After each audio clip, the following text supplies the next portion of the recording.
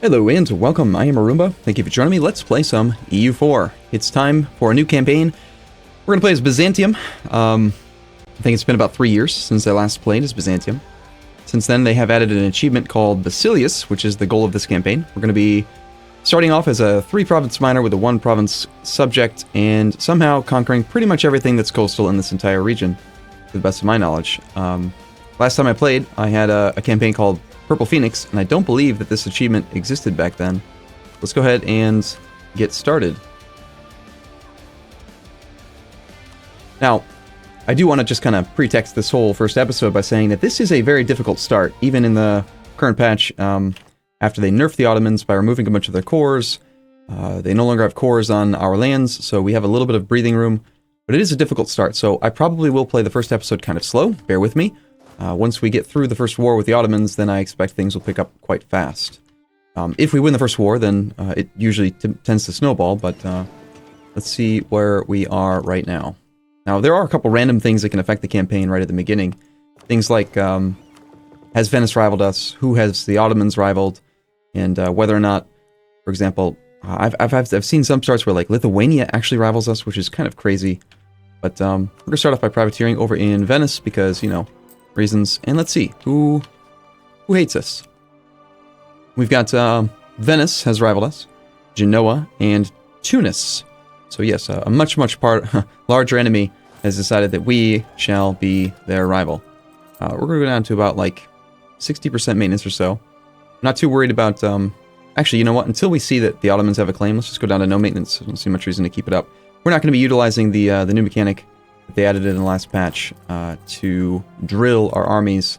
I just don't find that that's going to be worthwhile early on in the campaign here. Let's pull off 4 of these transports. Tell these ones to not be used for transport, and then have these 4 go over there. And then what we're going to probably end up doing is selling our initial navy, ideally to our subject, in fact. Because that way, when we integrate him in 10 years, we will actually inherit those boats, assuming he keeps them. So since Venice has rivaled us, that means we can't try to help in the Ottomans' first war via the navy. One thing I was hoping we could do is that if Venice does not rival us, we sell as many of our ships to Venice as possible, so that when the Ottomans declare on Albania, and Albania is guaranteed by Venice, Venice comes in with a stronger navy than expected, and might actually be able to wrestle some naval supremacy over the Ottomans. But who hates the Ottomans is probably the more important question. Lithuania has rivaled them, as has Poland, Austria, and the Mamluks. So none of these characters are likely to be stupendously interested in an alliance with us. Actually, Lithuania is much closer than I would have expected. Same thing here with Poland, -29, that's not too bad. Let's see, what do we end up with for our traits? Oh, great, we're an embezzler, and we are malevolent. Wonderful. Well, these characters are not very good. Let's see if we can get rid of both of them. Let's try to make sure that the AI knows that we want to be friends. That way maybe they will be more likely to be amenable to an alliance. And let's also make sure that the Ottomans know that we are most definitely threatened by them, so that these other guys who are rival to them will build up a reason to want to protect us. Yes, Byzantium is threatened by the Ottomans, that's good. I think that was already applied, but it just kind of ensures that can happen. So if they stop being neutral, if they become protective, for example, that -20 will go away, and they will definitely pick up an alliance. Out of curiosity, is there a diplomatic reputation advisor? There is, but he's level 2. I'm not going to be able to afford very many of these, if any.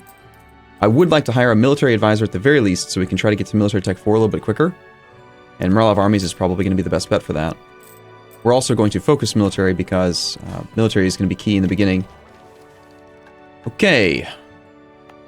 Next on the list of things to do is probably turn on local trade power in our capital. It's our state capital, so we pay much less, and it is a double estuary, which is very good. The Bosphorus Sound Toll. Don't really like our missions. Don't really want to worry about disputed succession. We're not going to be hiring any more advisors. We could counter rival Venice. It doesn't really harm us to do that. We could get a little bit of power projection, which is morale of armies. But in general, these rivalries are not going to help. I want to keep our options open. Who is interested in being our ally right now? Serbia's up for it. The Ottomans don't start with a claim on the Serbia, so really having anyone on our side would be good. That would probably depend on who Albania has decided that they hate. Albania has no enemies, and they have rivaled Ragusa. We could be friends with Serbia. There's not much of an issue with that. I'd say any alliance is better than no alliance, so let's go ahead and pick that up. And then Theodoro, I think, is actually a good alliance to pick up right on, early on in the game, because even though they have like 3, 4, 5 troops, it's just a distant coastal fort that they have to go siege. Trebizond, I think, is even better for that purpose because it's a level 3 mountain fort, so the defensiveness is good, makes the Ottomans take a long, long time to siege it down, and they just get distracted in the first war. So, with that in mind, let's go ahead and improve relations with both of them, just in case we can pick up something over there. Theodoro was actually already willing to do it, so we probably don't need to spend time improving. Let's go ahead and unpause and see what happens. Now, as I mentioned, I'm going to be selling most of my navy. The Ottomans just did what now? They have secured an alliance with the Crimea and Akilnu. Okay. Actually come back from Trebizond. They want to do that. Austria have allied Hungary. Savoy has also allied Austria. Right. So my main plan for like how are we going to start this campaign and actually get some power is going to be just secure some basic alliances and then hope that the initial war that the Ottomans has against Albania / Venice / maybe somebody else goes really, really poorly for them. And if we can pick up an alliance with Hungary ourselves and kind of hold out long enough, then we'll pick up some favors, or we could just bring in Hungary on a promise of territory, possibly. Or maybe Poland if they've decided that they want some land after they get their interregnum settled with Lithuania. We'll see. Still negative 26 reasons here. Let's start off by selling some ships. Most of these countries that we're trying to get alliances with don't really care about our naval strength. Like Theodoro, Byzantine naval strength, 5 reasons. Like we can sell our entire navy, or at least most of it, and they won't care. Why would we sell our navy? Well, I highly, highly doubt this early on in the campaign we're going to be capable of even trying to compete with the naval supremacy of the Ottomans. I'd rather have the cash right now so that we can try to build up some more troops and get up to our force limit, which is going to be far more impact. It's going to have far more of an impact than the other situation with the navy. All right, so also let's turn off the fort in our capital. We do have estates to interact with, but I don't want to spend a huge amount of time on that. I'd rather not lose prestige right at the start. We are playing with orthodoxy, so we do have patriarch authority, which is neat. And of course, as Byzantium, we have the national ideas. Advisor cost -10, tolerance of the true faith +3. And then we work into some mercenary type stuff, a little bit of manpower and goods produced, tiny amount of tax modifier, stab cost, trade, tiny bit of discipline, missionary strength, and we finish off with yearly prestige. So not great ideas for like military. No morale of armies in here. I do like the discipline +5, but it's really late. So let's start off by talking to Athens. They are Catholic, even though the province that they own is Orthodox. So we'll want to make sure that he doesn't try to convert that. We could divert trade, but that would actually make him disloyal right now. We should start off with some improved relations or a royal marriage. I'll improve with him for a month. We'll look at selling ships and stuff to him later.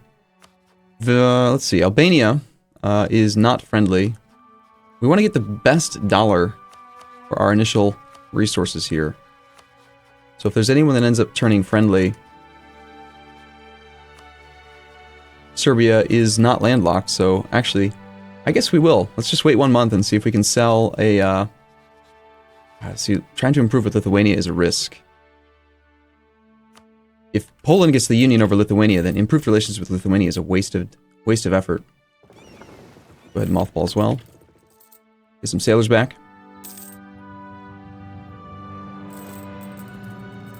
I'm going to do my best. We're going to try to get through at least a year in the first episode. But again, I did pretext this whole thing saying, hey, we got a lot to talk about. And it's a challenging start. So, all right, Serbia, now that you are my ally, would you like to buy some boats? Because I really don't want mine. How many boats would you be interested in? They would want 3 fewer galleys, but they're interested in some ships. How's it look now? They now want 1 fewer galleys. Okay, so a little bit of a problem with your ability to calculate how many troops or how many boats you want, huh? Let me guess, now you want 1 fewer galleys. Alright, he is interested in buying ships, but he only has the 1 coastal province, so his naval force limit is only 12. He can only buy 2 ships. Since he is our ally, he'll pay pretty much full price. So we want to sell the galleys, because they'll be right on the dot.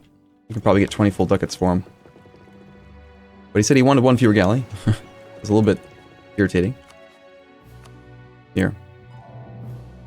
Sometimes, or at least in the past, you used to be able to do the slider here and actually eke out an extra couple ducats. Are we going to do this? Are we going to min-max? I think we should. Other times it goes, for whatever reason, it only goes by 10 ducat increments. I have no idea why it varies, but 27. That sounds good. We'll take 27 ducats. Thank you, Serbia. Appreciate that. And then we'll talk to our own subject again and see if he'll buy some boats from us on the 23rd here. Selling boats to your subject is a great thing. He'll buy all of our galleys, even though he wants one fewer. That means we can get a better deal. We just sell him the 2.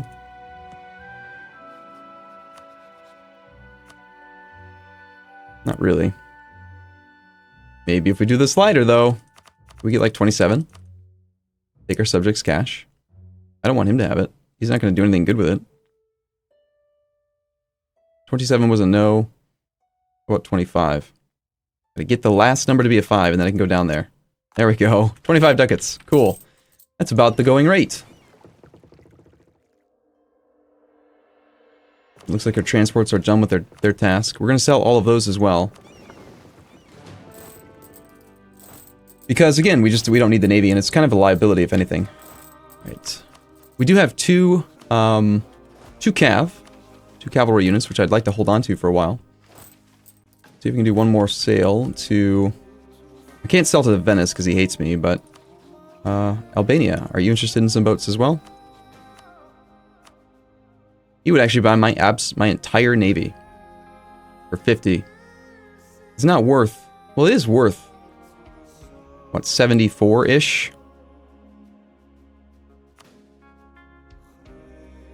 See, here's an example now. For some reason, it's only going in 10 ducat increments. I don't know why that changes.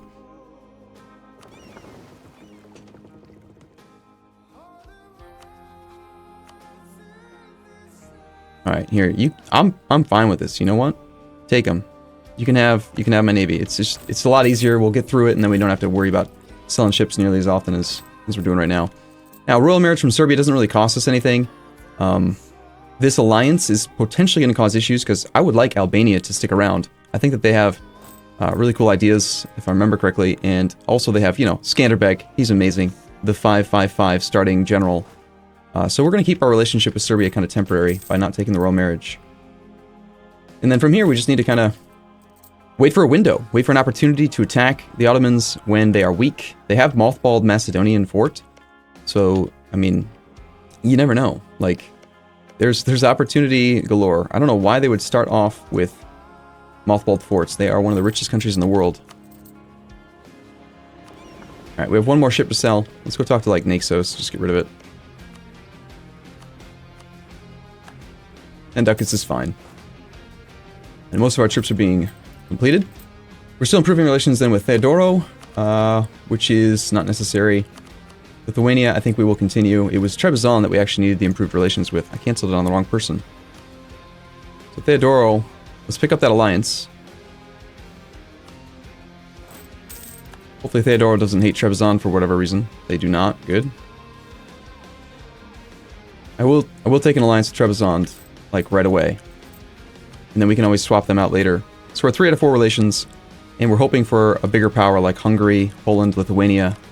I highly, highly doubt we could get Austria to be interested. I think it was 73, 57, 47, and Lithuania was the closest. But again, they're likely to fall under a union. How close are we on, like, a royal marriage? We have 24, about the same. Well, we'll keep improving with them. And just in case Poland does take the union, which I think they're incredibly likely to take, let's improve relations with them as well. In fact, I'm not going to worry about my army tradition right now, and I'm actually going to turn both forts off so we can stockpile some more cash. No more royal marriages, please. Sorry. One thing we could do early on is do a little tiny bit of development to try to raise our force limit. That also helps out with securing our initial alliances. It's also not a bad thing to spend your initial monarch points on, because you fall behind a little bit on technology, but by doing so, you end up just getting the discount for not being ahead of time, and someone else being ahead of you in tech. So we'd probably want to do one of these provinces instead of Constantinople. Even though it is our capital, it's already rather expensive to develop. Still, for age goals, it'd be good to get up to 30. The Ottomans have it so easy, you know, they normally just conquer us, and then they get a decision to move their capital here, which basically takes it up to 30 development. Alright, so we managed to make it through like 6 whole months. The Vile Knights have raided our coasts. That's rather mean. How dare they, really? I mean, really? Why would they do such a thing? Ottomans have started to influence the nation of Akyunlu. Alright, Trebizond is still not willing to accept an alliance. Byzantine naval strength, -6 reasons. They would actually have taken it if I hadn't gotten rid of the navy. With them, we could open up with a royal marriage if we wanted to just do it right now, but I don't see any huge pressing need to make that happen.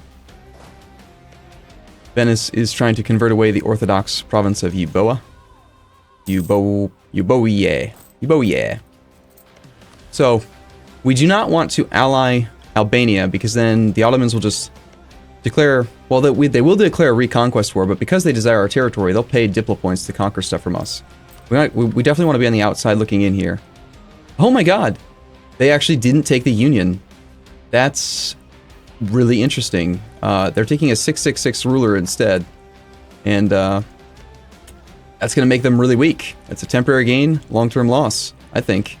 Alright, cool. We'll stop improving relations then with Poland, and instead really double down on trying to get this relationship with Lithuania.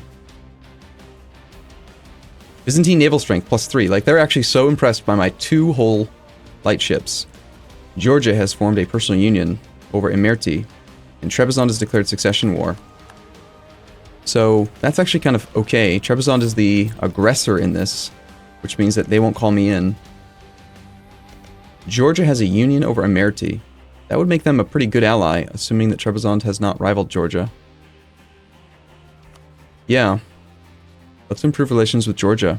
If we could have him and Trebizond, that's a lot of potential army. That's like maybe between 15 and 20,000 troops on the east that we could maybe distract the Ottomans with. And there are, well, it's only one coastal fort, but Trebizond's coastal fort would protect these guys while they kind of group up. I like it. I like it a lot. The surrender of Maine has happened. France has decided not to go to war with England. It just gave up Maine instead. Or rather, England has decided not to go to war with France, and they surrendered Maine. Something like that. I don't know. It doesn't really matter. It doesn't affect us in this campaign. We'll hide our troops in the farthest, most distant region away from the Ottomans, hoping that if they do declare, we have time to respond. Since our capital is here, we can afford to keep the capital fort mothballed, even though it's in a dangerous location, because it'll still have some garrison. And there's absolutely nothing we can do. If they declare war on us first over Albania, then they will siege down Constantinople. It will happen.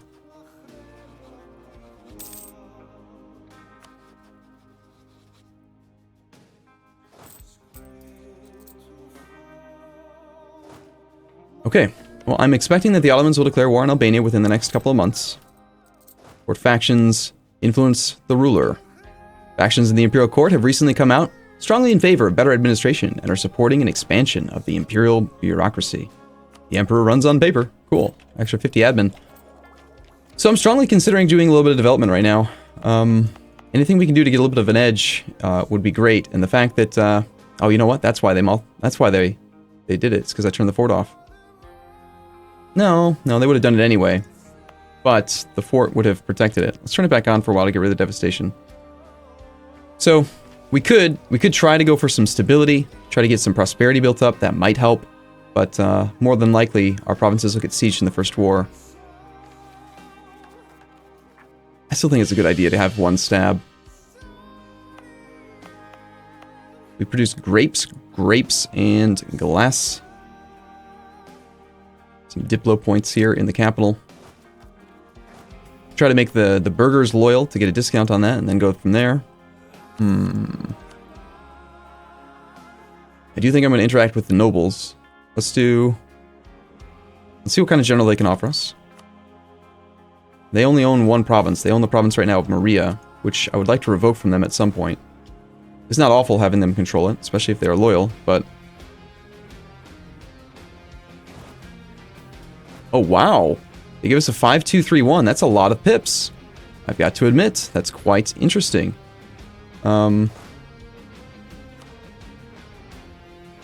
If he were to drill, we could actually try to improve his skills, but that would be rather costly. The chances of him increasing with only one infantry would be what? Really, really low. Let's not do that. Let's just be happy with the 5-2.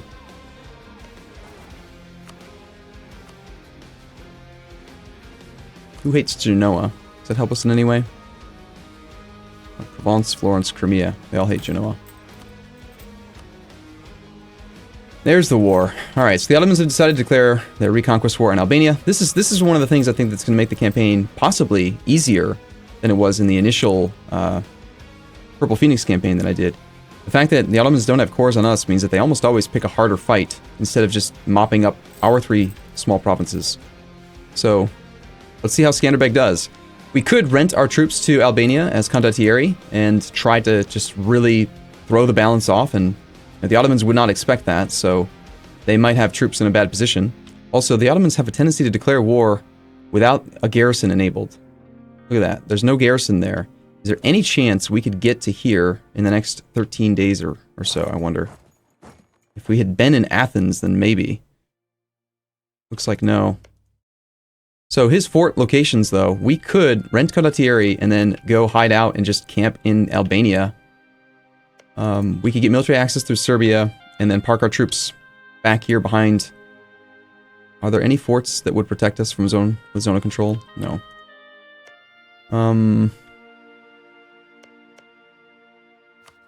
Albania, who do you have access through right now? Additional access through Corfu, the Knights, Naxos, Serbia, and Venice. So nothing through Ragusa yet. I still have one relationship slot open. If we pre-secured military access through Ragusa, I do think I could rent condottieri and then safely get them away into Venetian territory. Let's be realistic. We're not going to be doing much, if anything, with these troops right now. And it'll take the Ottomans at least a month or two to get their armies across here, because they don't really pre-plan. I'm going to look around a little bit more, size up the Ottomans' military strength, and decide if it's a good idea to commit to helping out our friend Skanderbeg or not. And we'll see what happens in the next episode. As always, thank you for watching. If you want to show your support, feel free to click the like button, do the subscribe thing, comment, all that kind of stuff, and I'll see you again in the next episode. Thanks, see you soon.